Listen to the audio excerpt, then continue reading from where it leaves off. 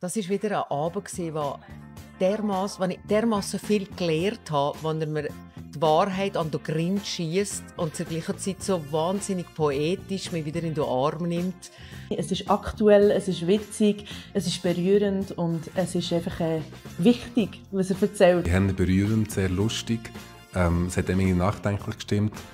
Eine extrem dichte, tolle Show, toller Abend. Es gibt unglaublich viele Denkanstöße. Das ist ein Mensch, der mir ganz nahe ist in seinem Denken und Funktionieren. Darum ist das wie ein bisschen heimgekommen, wenn man ihn erwähnt. Es trifft einem im Kopf und im Herz. Und ich kenne niemanden, der so gut mit der Sprache umgeht und mit seinen Beobachtungen die Welt erklärt und sie mir nahebringt und mich dadurch auch zum Lachen bringt. Wenn er Themen zusammenführt, wo man nie denken würde, dass die sich finden und immer geht die Reise an ein anderes Ort, wo man denkt. Und es ist überhaupt nicht vorhersehbar und löst sich aber immer so wunderbar auf. Das hält nach und das wird noch eine Weile nachhallen. Es ist echt ein beflügelnder Abend mit Wolfgang.